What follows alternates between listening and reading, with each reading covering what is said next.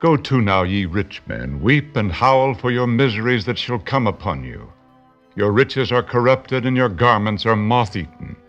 Your gold and silver is cankered, and the rust of them shall be a witness against you, and shall eat your flesh as it were fire.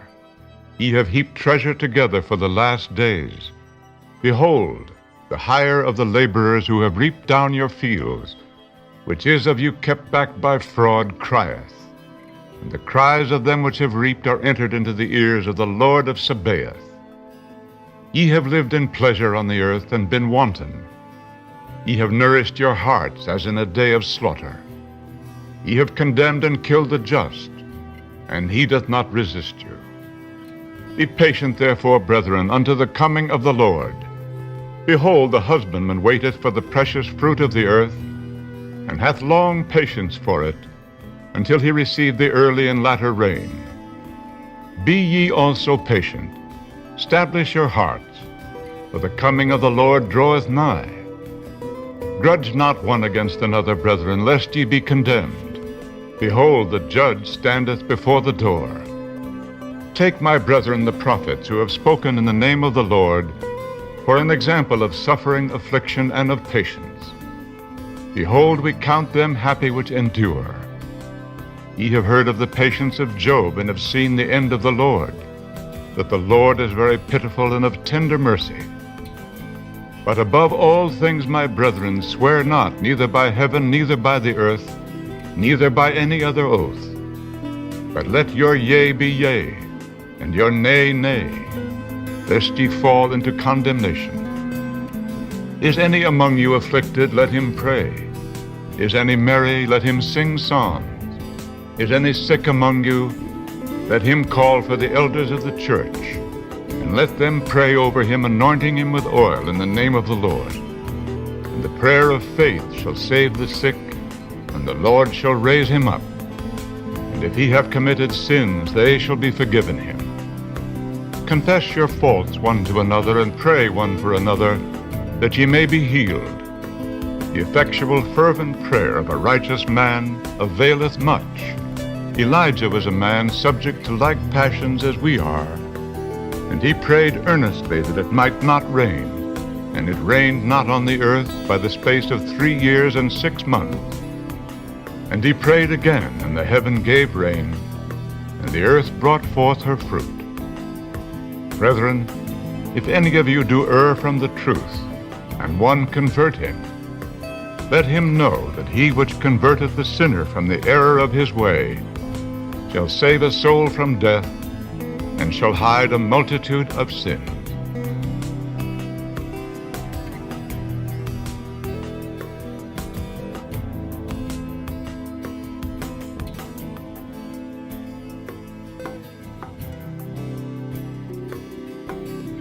Greetings and welcome everybody to the Divine Program of the World's History by Albert Close. Another reading we're doing today on this marvelous Sunday, June 23rd, 2019. And I am with Michael and Jörg. So I would like to invite them both to the mic. And Michael, can I hand it over to you yet, or are you ready? Yes, I'm ready to hand it over to Jörg. All right, great. Chicken. No, it's all right. Okay. So, yeah, I'm sweating a little bit here in my little bedroom because we have about 80 degrees in my room here today. And you know, I'm not blessed with an air conditioning, so I just have to sweat it out.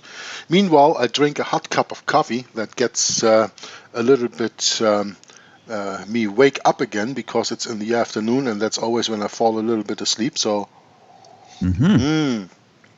just sipping that wonderful coffee. And then, well, without any further ado, let's go back to the book, The Divine Program of the World's History, from Albert Close, written during the First World War, or the Great War as it was called, published somewhere around the year 1916. We're on page 12 times 12, means 144, in the book and 116 in the PDF, and we are going to deal in this broadcast, which should be about the 45th broadcast of this reading, lunar calendar and solar years. Now, who has ever reckoned the lunar calendar? I tell you for my part, most of the time in the night I don't even see the moon, so I have no idea how people can make times out of the moon. I have no idea. And the interesting stuff is that last night, during our Bible study with Tom Fress and Bret Norman, we spoke about the Sabbath. And we spoke about people who say, "Oh yeah, but the Sabbath is a lunar Sabbath. It's a lunar Sabbath you should keep." I don't mention names. If the one ever watches this video who I'm speaking of, he knows who he is. That's not the point. But, Tom made the point, when you have 30 days in a month, and that 12 times, because biblically you have 360 days in a year, that is not divisible by 7. Yeah? So, how can you have a quote-unquote lunar Sabbath when the Sabbath actually should be every 7th day? Because in 6 days God made the world and everything that is in it, and he rested on the 7th day and hallowed and sanctified the 7th day. It's every 7th day that we should set apart for worship and for obedience, special obedience to our God. We should obey him always. Thank you very much for this stupid report. We should thank and remember him always for everything that we do. But the Sabbath day is a special day to remember, as he said in Exodus chapter 20, remember the Sabbath day to how did he say that? Remember the Sabbath day to keep it holy. To keep it holy. Yep. And Jörg, I'll just quick remind you, it's a day of rest. I said worship during our study once, and Tom corrected me, and I believe he was correct in saying rest. It's a day of rest in the Lord. Yes. That's why so many people use the excuse, yeah, but Jesus is our rest. We don't need to have the Sabbath anymore. I don't want to even start a discussion on the Sabbath now. That is not the idea. I just want to tell you, when we speak about these lunar years and solar years and calendar years, which Albert Close has been talking about all through the book, you remember when he gave us the dates of the 1260 days or 1260 years, 1203 score. He used lunar years, he used solar years, and he used calendar years. All different ways of counting, all matching different kinds of dates to the fulfillment of the prophecy. So I just say from my standpoint, and that is my personal standpoint, I cannot read anything out of the moon because most of the time of the month I don't even see him because it's clouded over here where I live. I don't even see the sky. Friends of mine were a few years back in Iceland, Iceland, that country in the north, and they did a few days of vacation there and they photographed the sky. I was astonished when I saw what the sky was there. You could see the whole Milky Way. Incredible. I had no idea because over here we have so much light pollution. You see here and there a little star, and that's it. Oh, yeah. I can only imagine in Europe how bad it is there. I think when you live in a place where you can see that, especially Bret can understand me because you live a little bit outside, you will have a wonderful night sky to watch at, I think. But when you see that for the first time, all of a sudden you understand the wonder of creation, right? Yeah. Well, you have to be a long way from city lights because the city lights, I mean, they don't call it light pollution for no reason, right? Yeah, it's really, really something. Oh, yeah. Cool. And in Iceland, you don't have that light pollution, because it's a big country and very few people living in there. And Belgium is the difference. It's a very small country and very many people living in there, about 11 million. Yeah. And that's right. I think Belgium fits into Germany 38 times. So you can imagine how small it is. Oh, wow. Yeah, I've just posted a picture from a very strange sky cloud setting, which I took 2 days ago, or 2 days ago. Oh, yes. Yep, the rippling kind of clouds like that. Yeah. I found that so strange that I took a pic of it. Sure. Yeah, it's like kind of hard-working. Yep, it could be. It really could be. Looks like you have waves on the water, Right. It's really strange what's going on, and these are like, again, another controversial topic that most of the popular culture will, they'll want to place a tinfoil hat on you and start mocking you the moment you start talking about it. So we don't even need to talk about it. People can do their own research on their own and come to their own conclusions, because there's tons of videos on this stuff. You kind of get sick of it, Yeah, people who talk about chemtrails speak about the chemtrails in the air, as you see them here on this picture, that cloud the air and by that don't give you a view to the sun. Yeah, that's true. They never talk about the chemtrails the Antichrist is putting in the minds of men to cloud your mind that you don't see the light of life, which is Jesus Christ. You know? Mm-hmm. How is that for a change to come to the book reading, huh? Yeah, that's right. So, let's go there. Page 144, Lunar Calendar and Solar Years.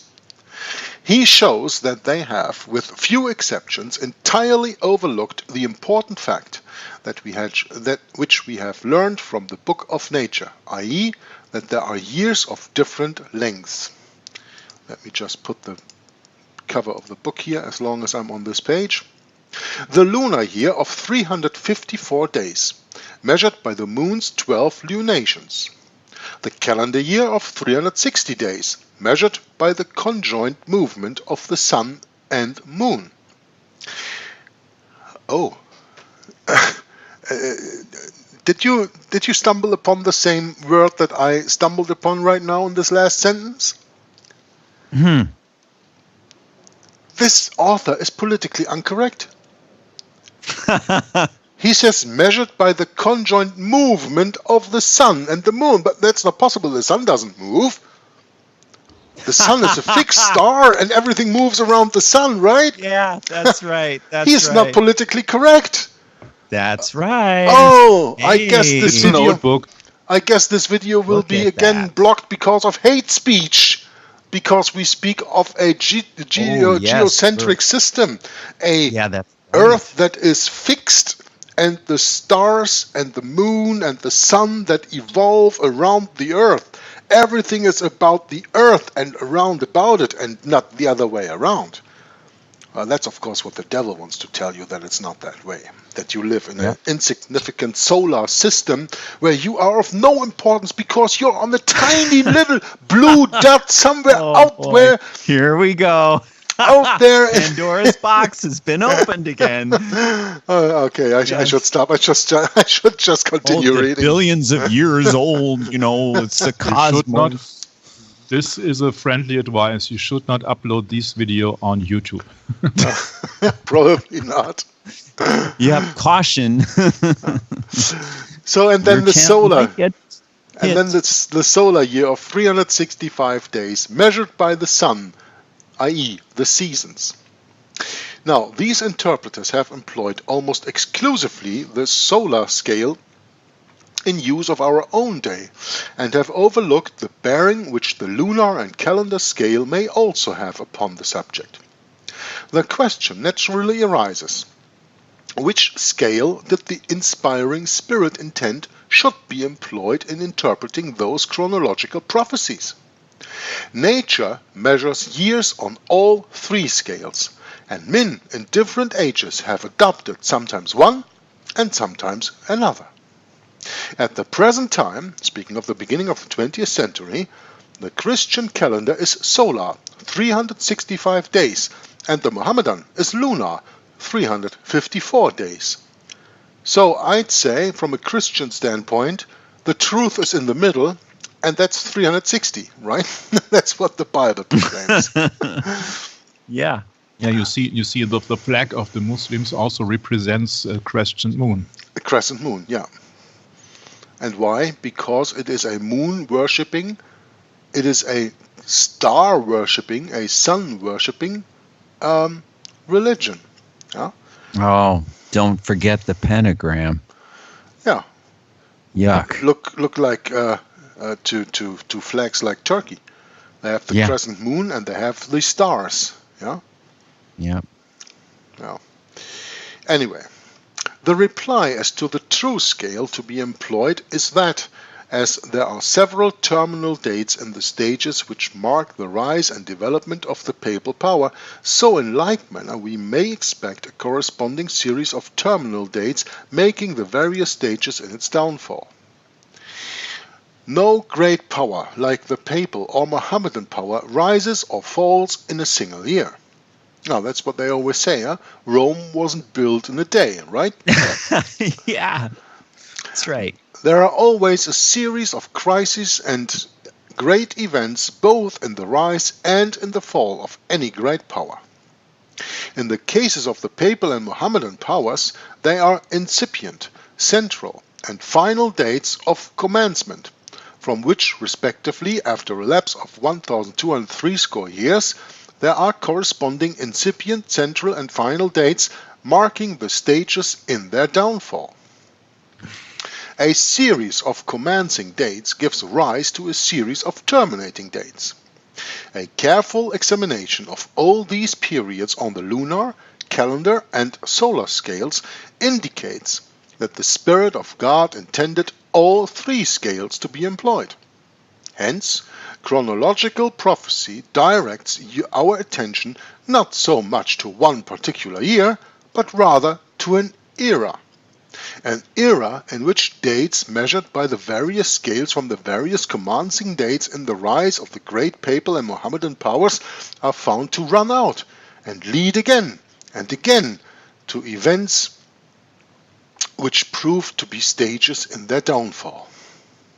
Too many great stages in the rise and fall of these powers have been separated by periods of 1,203 years to be purely the result of chance or coincidence. It is providence. It is God's providence. But Jewish and Mohammedan chronology are strictly lunar, and chronological periods connected with Eastern events seem to be calculated on this scale, while those concerned with Western European or papal events seem to be measured by the solar scale, especially the final dates. If we were to take 3 watches, each losing respectively 1 second, 2 seconds, and 3 seconds per day, and start them simultaneously at 12 a.m. on January 1st, they would, in the course of a year, arrive at entirely different terminal points. The same principle in measuring chronological prophetic periods. If we employ lunar years of 355 days, a calendar year of 360 days, or calendar years of 360 days, we arrive in the course of centuries at entirely different terminal dates to those reached if we employ solar years of 365 days. Now, taking the year 533 AD, one of the great critical years in the rise of the papal power, as a starting point, it makes a difference of 38 years in the time when the 1,203 years should expire if we employ lunar years, or 355 days of 355 days, or solar years of 365 days. The lunar scale expires in the year 1755 AD, the period of the tremendous outbreak of infidelity in France, which indirectly led to the frightful atrocities of the Great French Revolution. 1755, this is the time of the starting of Voltaire. You know, he was the one who started the policy of reasoning in France that led to the French Revolution in the end of the 18th century. 1755, that's about the time Voltaire started teaching. Oh, it says so in the next it says so in the next paragraph. I didn't know that. Voltaire, 150 years ago, carried his atheistical teaching to Germany, where he was the guest of Frederick the Great for some years. Voltaire's atheism and rationalism gave Germany her rationalist professors, and these in time undermined the Bible and gave the world the modern German interpretations which have almost destroyed the Bible in Germany and neutralized its power in almost every other land. Speaking of the higher criticism, that is. Yeah?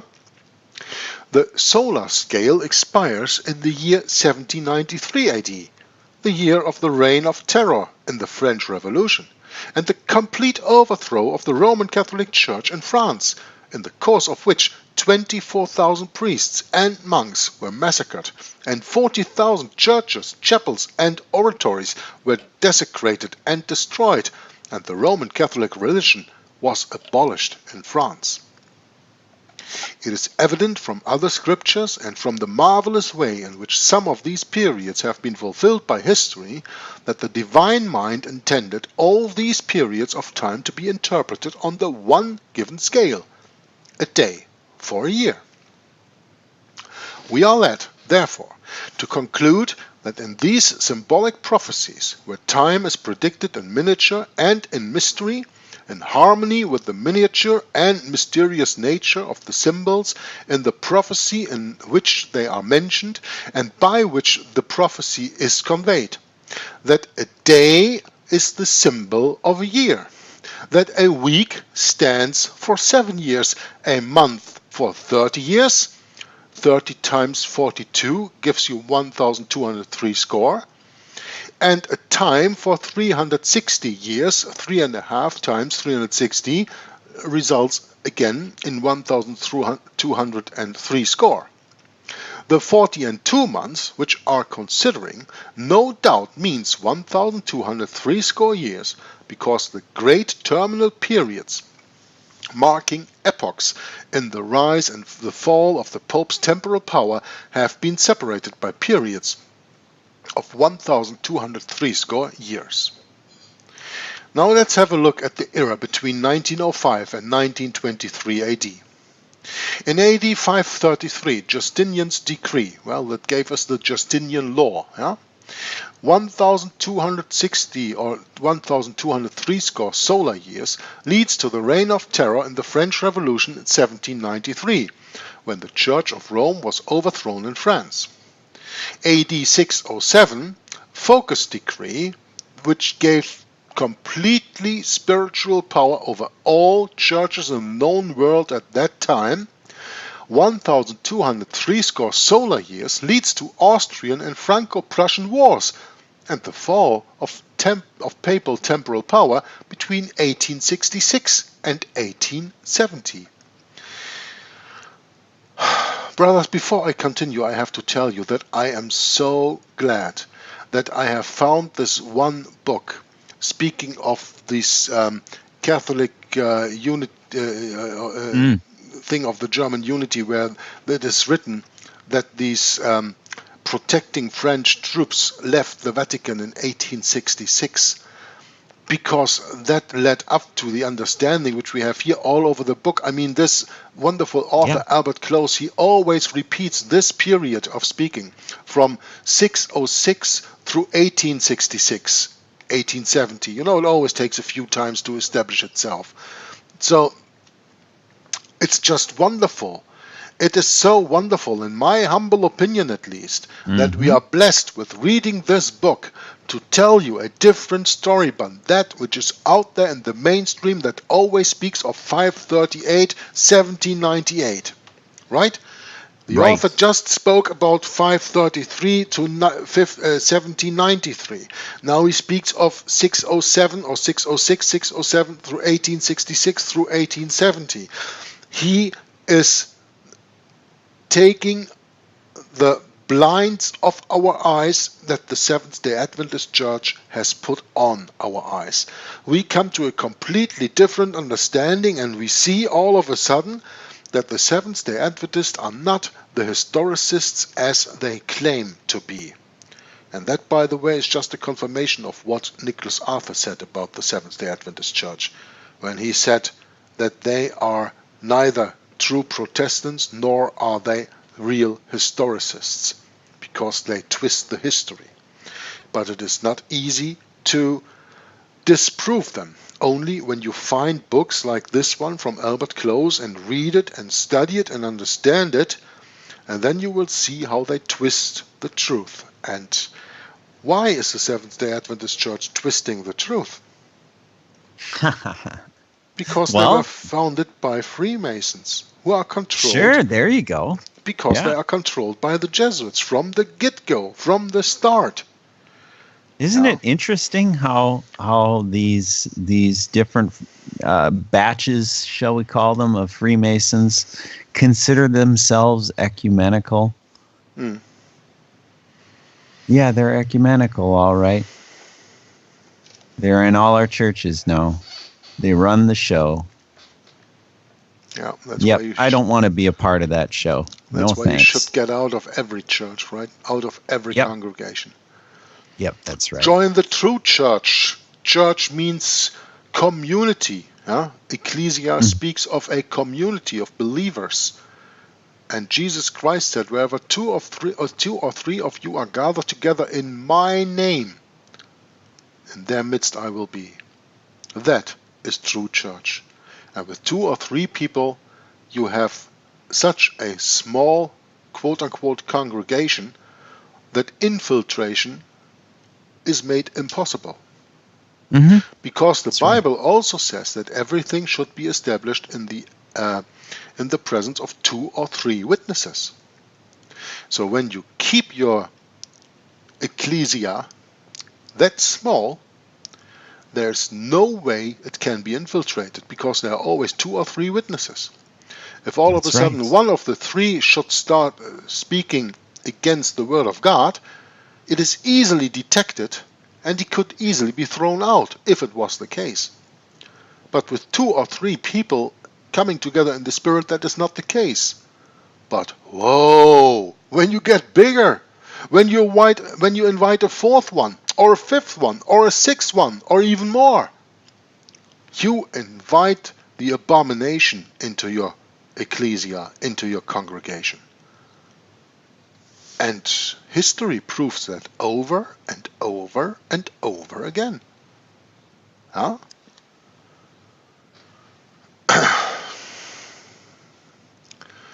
AD 663.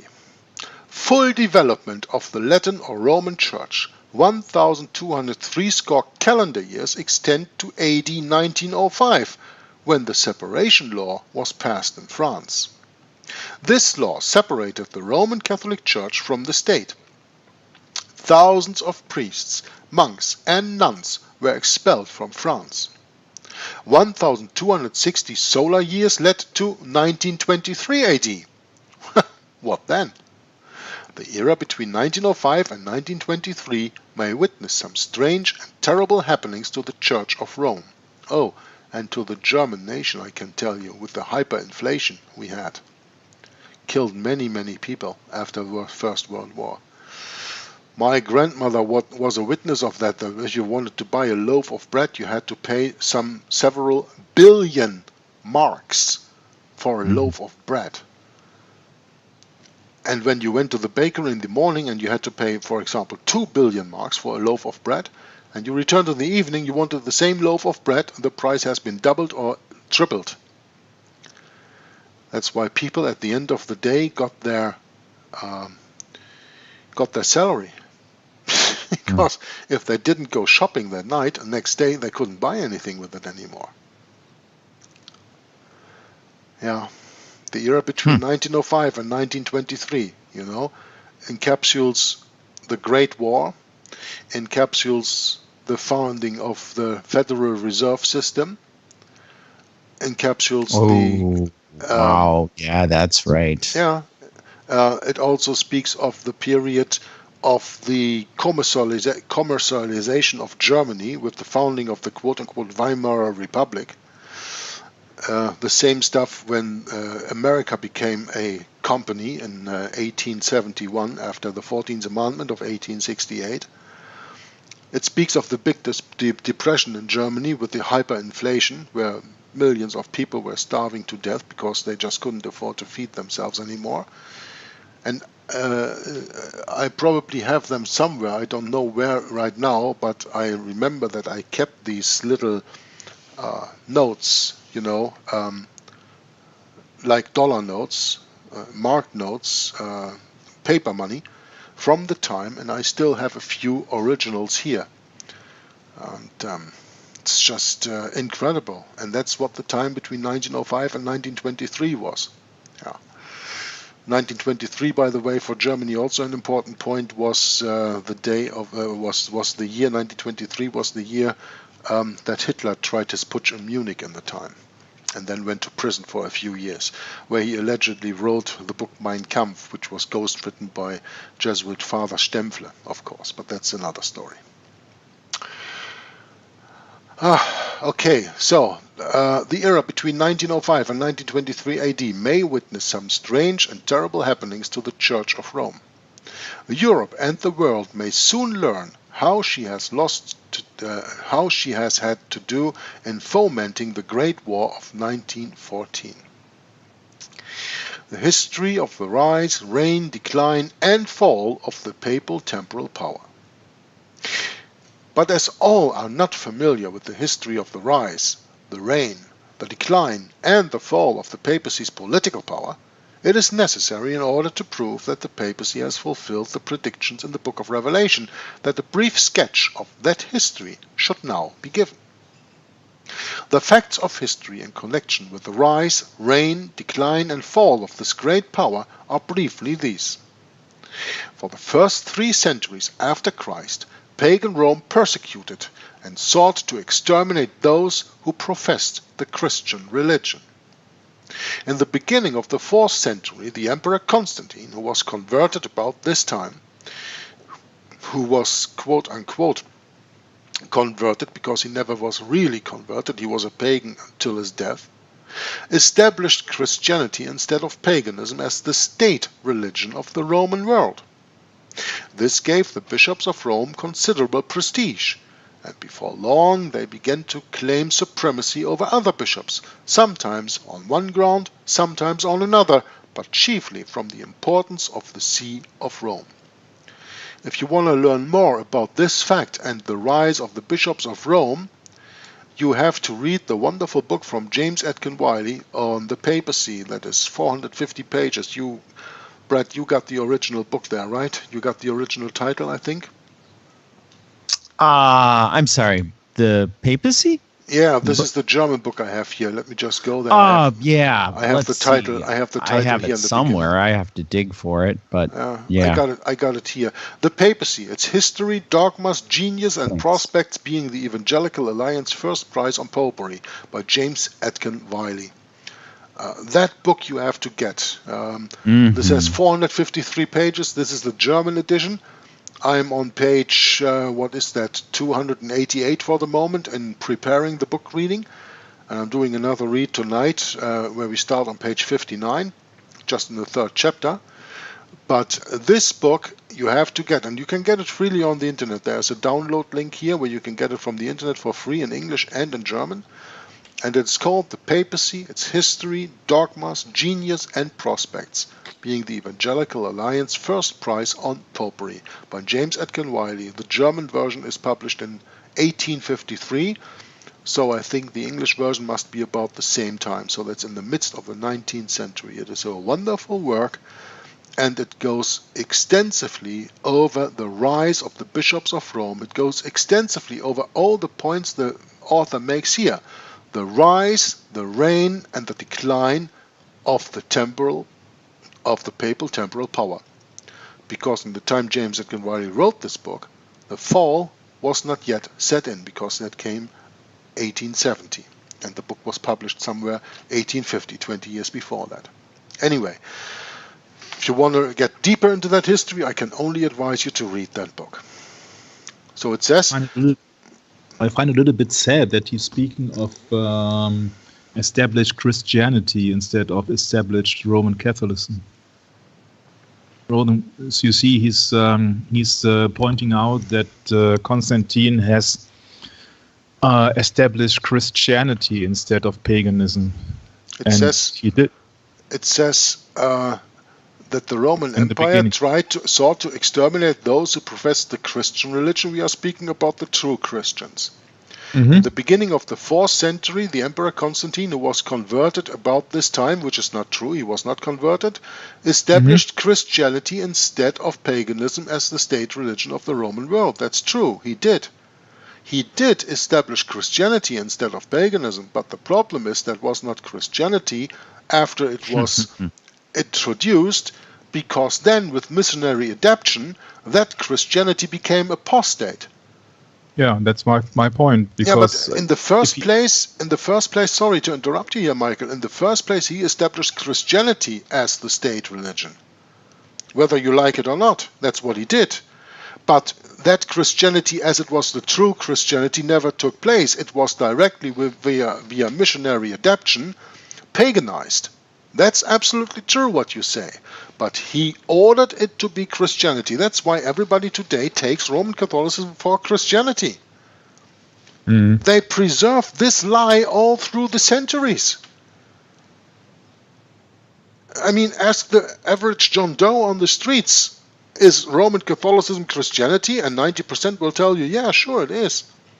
99. Or 99. Yeah. Yeah, that's right. And it is not, and we know that. But Emperor Constantine stopped the persecution of the true Christians after the persecution of the 10 years, this 10 days of tribulation that Jesus Christ spoke of in the book of Revelation that took place between 303 and 313. Then he fomented the edict in 313, the Edict of Constantine, which gave peace to the Christians at that moment. And it took a few more years until he established the Christian belief system as the state religion of Rome. But of course, with establishing Christianity as a state religion, there already it went wrong, and it became paganized Christianity. But he really used Christianity, the real Christianity. That was his setup. But of course, real Christianity can never be established as a state religion, because those things are contradictive, right? Right. Because you have a combination of state and church. And in real biblical Christianity, you have a separation of state and church. That's why in the old times, in the Old Testament, you had the Levites and you had the kings on the other hand, right? It was a separation. Huh? The Levites were even their own people, right? And with merging Christianity as the state religion of pagan Rome, of course, there came the, what's it called? Not abomination, that's not the word that I'm looking for. The falling away. That is the big falling away that Paul warned on. So at that moment, every true Christian, of course, was called to come out of that church, because otherwise you were caught in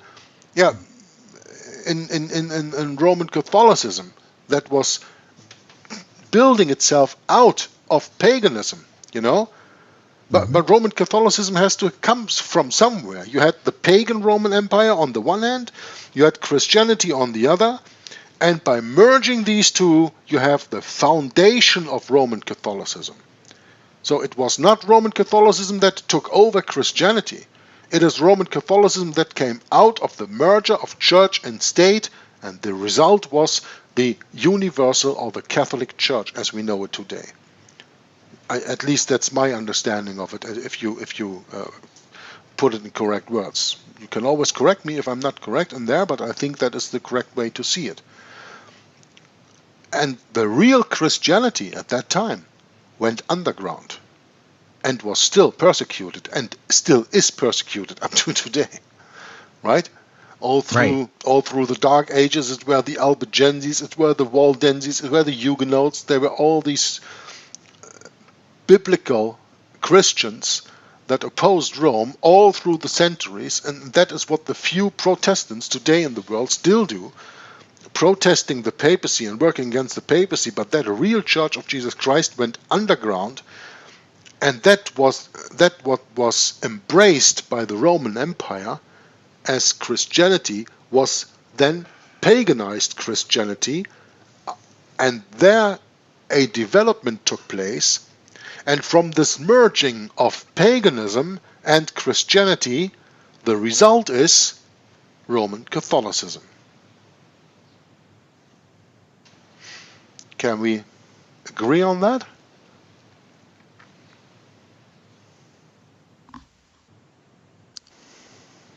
Yeah, I got a slightly different opinion about it, but it's very hard to pronounce in English, so I like to... well, try it. I will help you to translate if that's the case. I really, we can talk about this.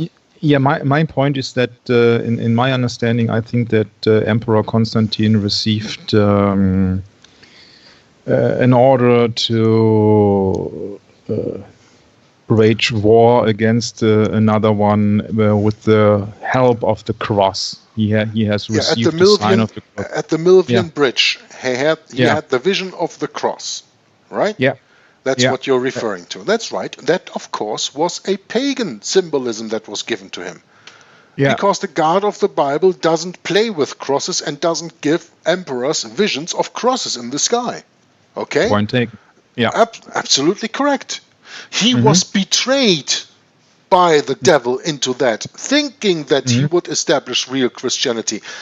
But when you follow the history of Constantine, and I think we did so, I don't know if it was in this book or in another book reading, where we went extensively into Constantine and his life, and even his mother, and her search for the true cross in Jerusalem and all that stuff. You know that Emperor Constantine, until his deathbed, never converted to real biblical apostolic Christianity. Never ever. He stayed a pagan, he stayed a sun worshipper all his life. That's why he was the first emperor of the pagan Christianity, of what is today called Roman Catholicism. And it started, as you correctly said, Michael, there's nothing to say against it, at the Milvian Bridge, when he was fighting this war against this other general, and he had this sign in the sky with the cross, in hoc signo vinces, in this sign conquer, and he proclaimed himself to be a warrior for Christ. But as a biblical Christian, you already know that that can never be a sign from the God of the Bible, because the God of the Bible doesn't use the sword to kill other people. Not in the New Testament anymore. Yeah, not after Jesus Christ had spoken out the Sermon on the Mount and his other commandments. You see, that's a point. Yeah. Yeah. So it was not Christianity at that. It was not Catholicism at that time. That's the only point that I try to make clear. You had real biblical apostolic Christianity on the one hand, that already, by the way, was infiltrated by quote-unquote church fathers as Augustine and Origen and all these guys. They came out of quote-unquote Christianity. They didn't come out of paganism. They came out of Christianity. But that Christianity already was apostate. That is why Paul warned and said, the mystery of iniquity doth already work. And he said that in the middle of the 1st century. And that mystery of iniquity developed more and more and more, and that's why that quote-unquote Christianity actually loved to be embraced by the pagan empire at that time, because it got all the power on a silver platter. And that led to the rise of the bishops, and the Bishop of Rome especially, until 606, when Focus gave the complete spiritual power of the Eastern and Western churches to the Bishop of Rome. And by that, the first Pope was made. Innocent III, if I'm not mistaken, was his name. And he is considered the first Pope. He was set in power by Emperor Focus, who was the killer of his predecessor, Emperor Maurice, and his whole family. Okay? So, is that something more that you can live with an explanation, Michael, or do you have some other points to make? Because definitely. I really like...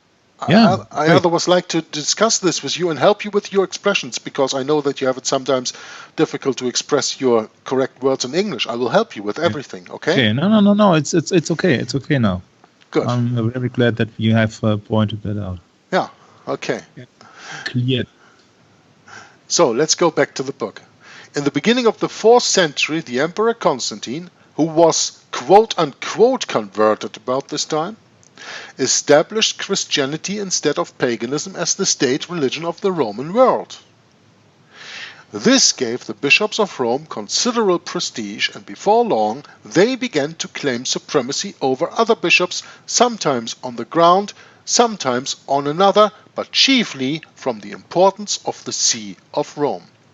And when you want to learn more about this, I advise you to read this book from James Atkin Wiley, or a shorter book, and read Babylon, Mystery Religion from Ralph Woodrow.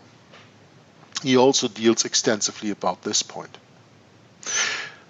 But their claims received little sanction until AD 533, when the Eastern Roman Emperor Justinian issued a decree in which he constituted the Bishop of Rome, quote, head of all the holy churches and of all the holy priests of God, unquote.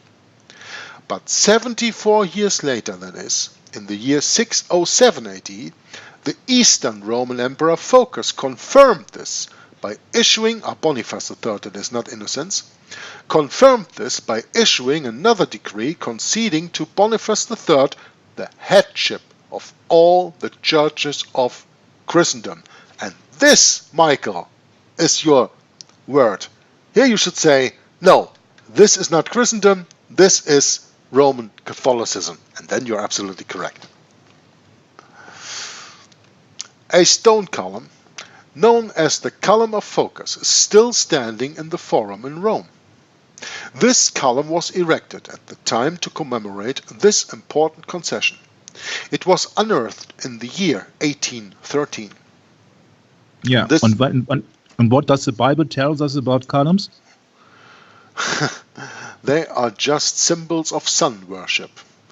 Yeah. Quote-unquote obelisks. Yeah? Yeah, right. That's what they say.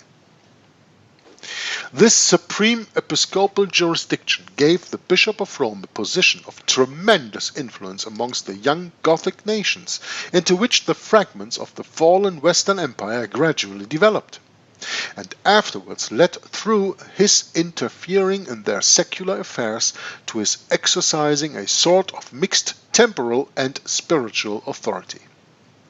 Things continued in this way amid ever-increasing pretensions to authority in matters secular as well as ecclesiastical until AD 1073, when Pope Gregory VII, Hildebrand, brought the papal political pretensions to a climax by claiming for himself in the name of God, quote, absolute and unlimited dominion over all the states of Christendom as successor of St. Peter and vicar of Christ upon earth.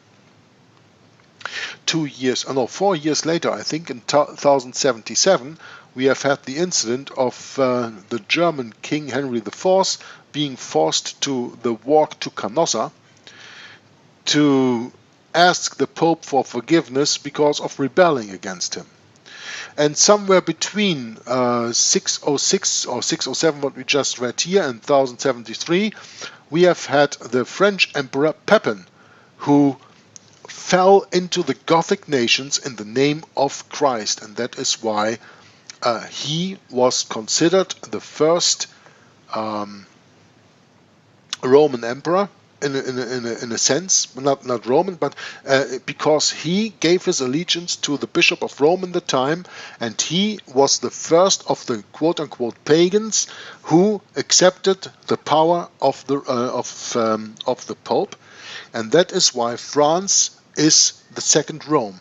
That is why Paris, for example, is called the second Rome too. Yeah? That is Emperor Pepin, but we are not going into that discussion right now, right here, maybe later on in the book. The papal noonday and the world's midnight. Yeah, when the one shines in the light, the other one stands in the shadow. When this authority over kings had been exercised for about a century, the papal power reached its utmost height. Quote, and this comes from Hallam's History of the Middle Ages on page 368. The noonday of papal dominion extends from the pontificate of Innocent III inclusive to that of Boniface VIII, or, in other words, throughout the 13th century. Rome inspired during this age all the terror of her ancient name, She was once more the mistress of the world, and kings were her vassals." Unquote. We come to the decline and final fall of the Pope's temporal power in AD 1870. At the end of the 13th or the beginning of the 14th century, the papal political power began from various causes to decline, and continued to do so all through the succeeding centuries until the year 1870, in which year the Pope lost the last vestige of his temporal power when Rome ceased to be governed by the Pope and became the capital of the Kingdom of Italy. Europe was divided into two great camps.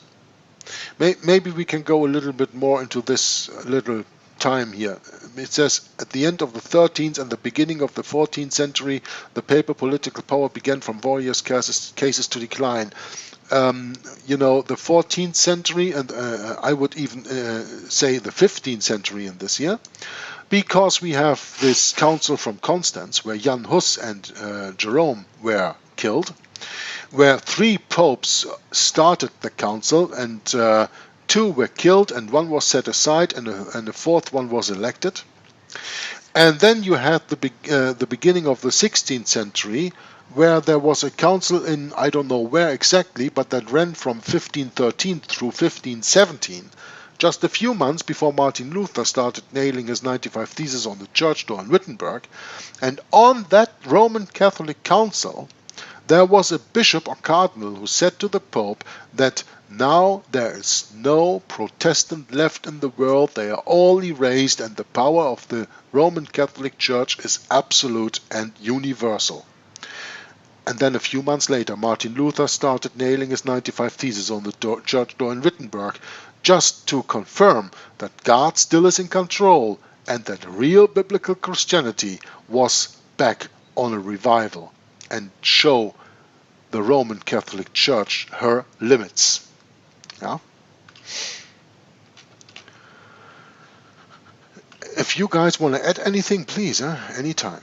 Otherwise, I just continue. This is intense. Very intense. Very, very intense. Yeah, it's history. Yeah, I mean, you're talking about the papal noonday. I mean, wow. The world's midnight. Yeah. Yep, that is a big deal. That is a really big deal in history. And then, of course, that's a lot of time to cover, in a short space. Yeah, it is. So, yeah. But that's interesting to take this view, this brief overview, and see how that pans out in a short space. And, because we didn't live through these eras. No. And we you spoke about those eras already extensively on earlier parts of the book. It is now just more or less a summarizing of what has been said extensively before in the book, right? Right. That's right. So, looks like we're at about an hour. So. Oh, are we already? Yeah, I know. I can't believe how fast this went by. 49 minutes, brother. We can still continue. Oh, 49. Okay, we got 10 minutes left, but if you want to, yeah. Absolutely. Yeah. We can also shut it down now if you want to. It's up to you. I know, Michael, you were concerned about time? No. For me, it's okay. Okay, good. Okay, no. I didn't want to cut it short at all. No. Good. That was not my intention. Then let's continue on page 149 of the book. God's great 1,203 years chronometer strikes again, and Europe is divided into two great camps. During this long period of decline, speaking from the 13th actually to the 16th century, that is then, the papacy received two tremendous blows, which contributed more towards its downfall as a temporal power than all other events in its long checkered history. They were the Reformation in the 16th and 17th centuries, which divided Europe into two great camps, Roman Catholic and Protestant, and the Great French Revolution at the close of the 18th century, in the course of which the Pope was carried captive from Rome, and the papacy received a shock from which it has never fully recovered. attention has already been called to the fact that the years 533 AD and 607 AD were critical years or great starting points in the rise of the papal power. Now, 1,203 score years from the issuing of Justinian's decree AD 533 brings us down to the year 1793, the date of the tremendous papal overthrow in the French Revolution, as we spoke earlier about in this broadcast.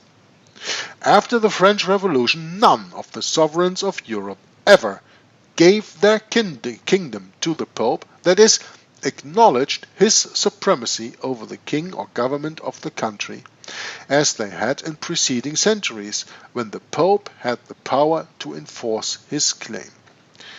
But we should at this point in the book mention the secret treaty of Vienna, Verona and Curie, in which the Jesuits led the kings of Europe into the quote-unquote secret contract to allow the people to take over, and that is the founding of democracies and republics all over Europe, but only to deceive the people by quote-unquote giving them the power which they actually never have.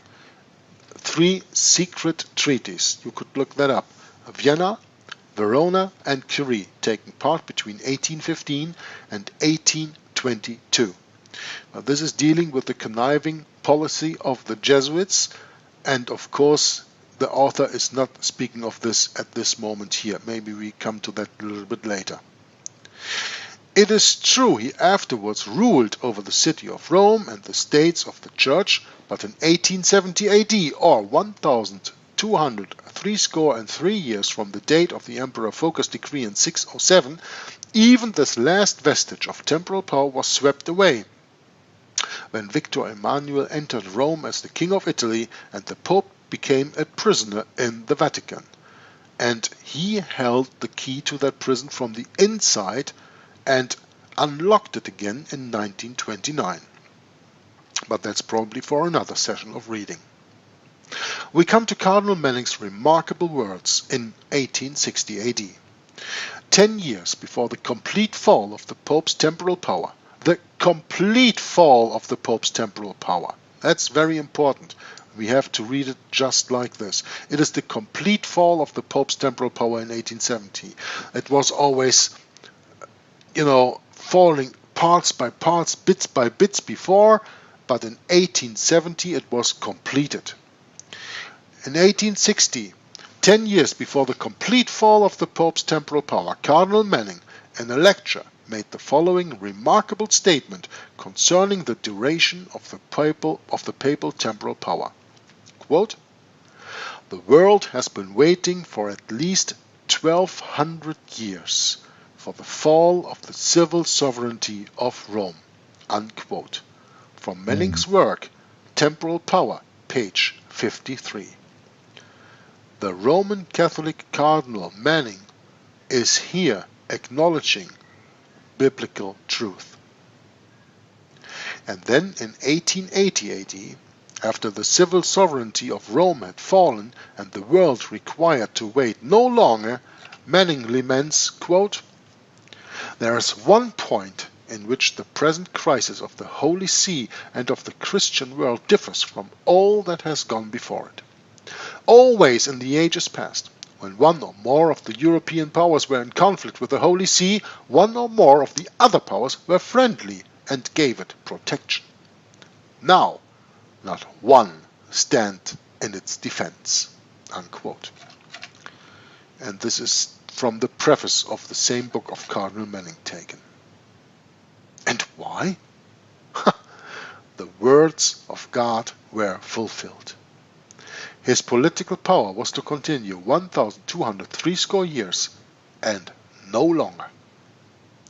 The kings referred to in this prophecy were to agree to own submission to the popes of Rome only until the words of God were fulfilled, or until the appointed time, 1,203 score years, had run its course. maybe this is an interesting point to stop this reading with a little debate, because we are almost about an hour, and maybe there is something interesting that we have to say on this in this regard. Well, there's a footnote here, too. It says the reader is strongly recommended to read Guinness's Light for the Last Days, from which the substance of the foregoing remarks on these chronological periods is drawn. And then it shows the different pages to look at. That's interesting. That's interesting, yeah. But the point that I wanted to make, brother, is that we have reached a point where we come almost to an hour of the broadcast, and that's right. And we are reading that the temporal power of the Pope was completely demolished in 1870. Yeah? Oh, but how about the other power of the Pope? It's not just temporal, is it now? It's not only temporal, but the point is, how do I put this in words? We are living in 2019. We are living about 100 years after Albert Close wrote this book. Yeah, that's right. And today we know that all the kings of the world, almost all the kings of the whole world, not all, but almost all, are paying obedience and fidelity to the Pope. Yep. Because of the Jesuits. Yep. Not because the Pope has the power spiritually, not because the Pope still has the accepted temporal power as quote-unquote given by Peter to him. Yeah? Matthew chapter 16, Matthew chapter 18, the verses the Pope always refers to where he got his temporal and spiritual power from. But now he is given the power directly from the dragon, directly from the militia of the Jesuit order. This is another era that we are living in now. And this would be very interesting to see, well, what is the era that we are living in? Because if the 1260-year period definitely fell in the beginning of what he said here, the beginning of the 20th century, I think 1923, 1925 was the latest moment that this 1260 years ended. When we consider, well, what we are living 100 years after that, the temporal power and the spiritual power, especially the temporal power of the Pope, is gone. But he is trying to gain it back. What is the time that we are living in right now? That would be very interesting to analyze. But that, of course, would go much beyond the time that we have today. Yeah.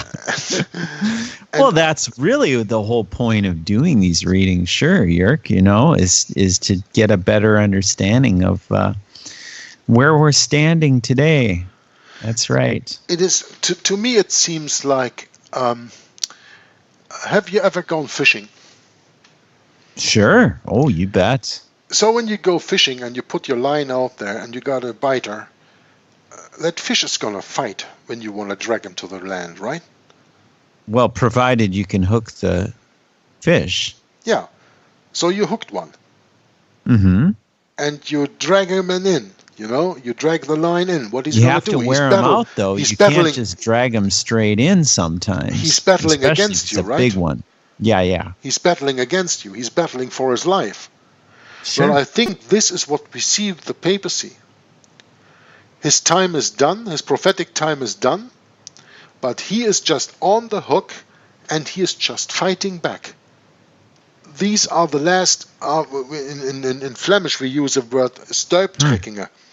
These are the last, Zuckung in Deutsch, in German. Do you know the translation of that word, Michael? The last. Not yet. What's it gonna called? Oh, sometimes Twitches. Twitches? Yeah. Okay, so the last twitches of the papacy.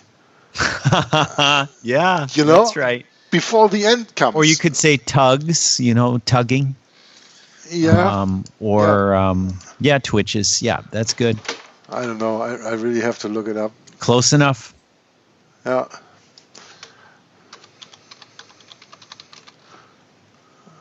Yeah, twitching, spasm, convulsion.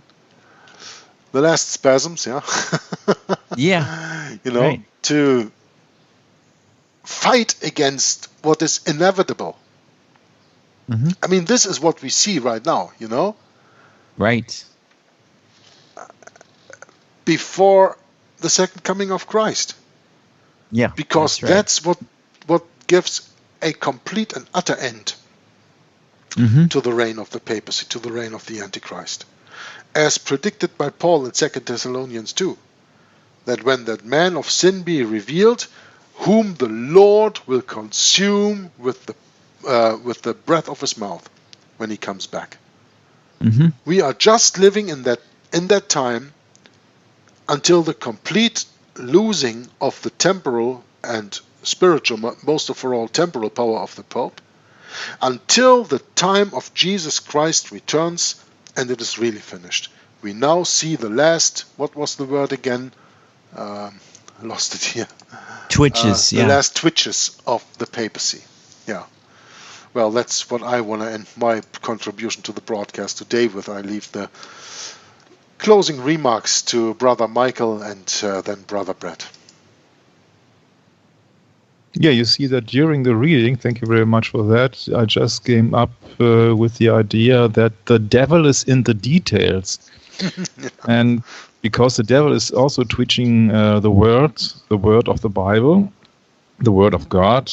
Twisting. For example, twisting. Not twitching. That's okay. Yeah. Okay. Yeah. Okay. Twisting the word of God. For example, while the temptation of Christ in the desert by Satan, he's also quoting the Bible.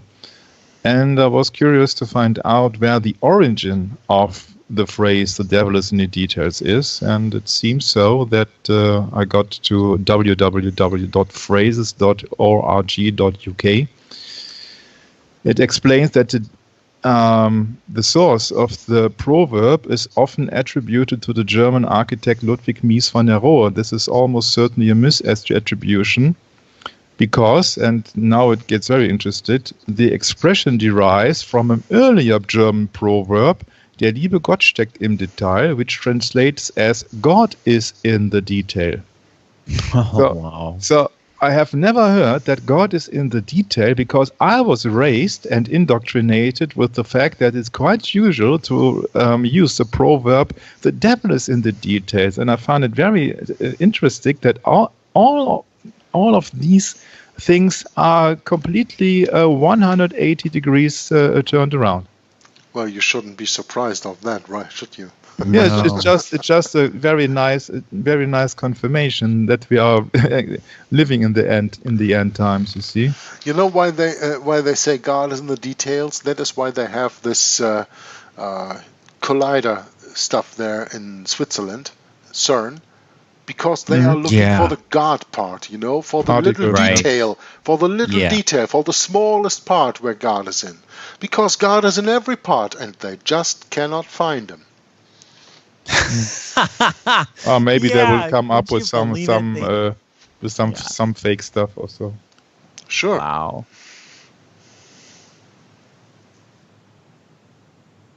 Yeah. Also, I like to add that. Just 2 or 3 pages earlier, it was said that the biblical prophecy is always a day for a year. And I can confirm it that in the Gnosticism, especially in astrology, from their origins in Babylon by the Chaldeans, is also using a day for a year in their prophecy. So there's nothing new under the sun because both sides are using the same key for their prophecy. Yeah, we shouldn't be surprised of that, should we? No. But it's just actually it's just the same everywhere because you see that. I was not surprised. I just wanted to back that up. That it's just not only special for what's concerning the Bible, but that this knowledge was also been known to the Babylonians. And in my personal opinion, it could be Cush Nimrod who has these understandings because they were, descendants of Noah. Maybe. I don't know. Yeah, Cush being the grandson and Nimrod being the grandson of Noah. Yeah. Yeah, that's my suggestion. I cannot prove it, you see, but just that I do not like the quiet John Doe feeling that the people in the old times were stupid. If you look up that Noah has received a lifespan of 950 years, I think he must be quite smart. And so I think that's not just the lifespan, but if you get direct orders from God, I think that you will be not that dumb. But I think that then, if you fear the Lord, it's the beginning of wisdom, as we all know, in Romans 1:22, I think it was. And it's in the Psalms, I think. Proverbs 2. Proverbs 2, the fear of God is the beginning of wisdom. Yeah, that's a Proverbs. Yeah, it's all over the place. Then the bad example was Romans 1:22. Yeah, that is, and professing themselves to be wise, they became fools. Yeah, okay, that's quite the other way around too. Yeah, but you see that in the times quite some 1,000 years before Christ appeared on this earth, people were so much had so much more time to learn. And then if you think about that, people have married then at the age of 100 years or so, I think then it's also quite obvious why their marriage did last. Because nowadays everything is so speed up. Yes, yeah? it is. Yeah, it's so sped up so that people do not take their time to study. People do not time to realize the importance of their decisions. Oh, they want it all in a short time span. Yeah. Yeah, because they know they have only got a short time span. Well, that's at least what they think. You know, it's if becoming a victim of ideology, I think. You know. Yeah, but realize, please, brother, that if they follow the path of Satan, then they really have only these lifespan of 70 or 80 years. Mm-hmm. So it's just also the same. It's the same for Satan. It's the same for people who are following Satan. They only the natural man. Yeah, they only got a short time. It's absolutely right. So live fast, die young, and so live every day if it's were your last. That's the ideology of the people who are following Satan, to have lust instead of love. Mm-hmm. And so I think that was quite an interesting read. And we should be thankful for every detail which is revealed to us. And I'd like to thank all of you for joining or letting me assist you. And I'd like to hand it over to my brother Bret. Thanks, Michael. We're really happy to have you here, because without you, it wouldn't be the same. And I just find it remarkable that this book covers so many points in such a short space.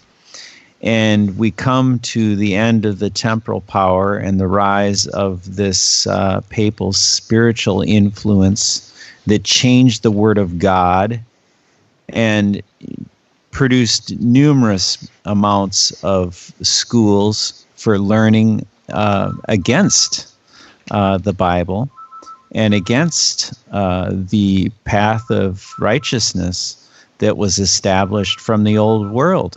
And the new world, in that sense, obviously, it was this new spiritual creation, did not come from our Lord Jesus Christ. It came from the adversary, and he had to exercise that power, because that's his dominion. And who gave him that is the dragon, Satan. So we see the rise of the dragon in the world here in 1870 in that sense. Yeah. And, it was in a spiritual sense. It wasn't foreseen or seen physically.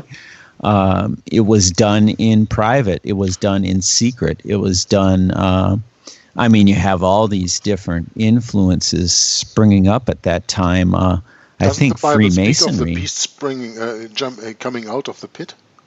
Yeah, that's right. Oh, yeah. That could be that time, right. The Right. re-establishing of the temporal power which God ordained to be fallen in the latest 1870. Right. But the Jesuits, of course, working against that, and this leads to the last twitches of the papacy we spoke about. There we go. Is the Yep. beast that comes out of the bottomless pit. Yep. There we go. So very good. Very, very good to get this far with the reading today. And we have some really big ones coming up here. This next portion of the book to the end is going to be very interesting, I think. Very, very interesting. We'll probably go out like a bang then, I would think. Stay tuned, they say, right? Yeah, that's right. Right. Get on the edge of your chair next time and listen in with us as we continue to read and discuss the portions of this book that happen to find its way into our being here, into this just incredible, the gift of the Spirit. It lives on, and we hope that you can find it and grow in the Spirit of our Lord Jesus Christ today. And with that, we'll close it down. God bless, and we'll catch up with you next time. Bye-bye. From whence come wars and fightings among you? Come they not hence even of your lusts that war in your members? Ye lust and have not, ye kill and desire to have and cannot obtain. Ye fight and war, yet ye have not because ye ask not.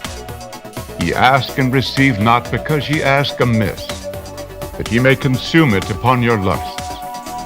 Ye adulterers and adulteresses, know ye not that the friendship of the world is enmity with God? Whosoever therefore will be a friend of the world is the enemy of God. Do ye think that the Scripture saith in vain, the Spirit that dwelleth in us lusteth to envy? But he giveth more grace. Wherefore he saith, God resisteth the proud, but giveth grace unto the humble. Submit yourselves therefore to God. Resist the devil, and he will flee from you. Draw nigh to God, and he will draw nigh to you. Cleanse your hands, ye sinners, and purify your hearts, ye double-minded. Be afflicted, and mourn, and weep. Let your laughter be turned to mourning, and your joy to heaviness. Humble yourselves in the sight of the Lord, and he shall lift you up. Speak not evil one of another, brethren. He that speaketh evil of his brother, and judgeth his brother, speaketh evil of the law, and judgeth the law. But if thou judge the law, thou art not a doer of the law, but a judge. There is one lawgiver who is able to save and to destroy. Who art thou that judgest another? Go to now, ye that say today or tomorrow, we will go into such a city, and continue there a year, and buy and sell and get gain. Whereas ye know not what shall be on the morrow.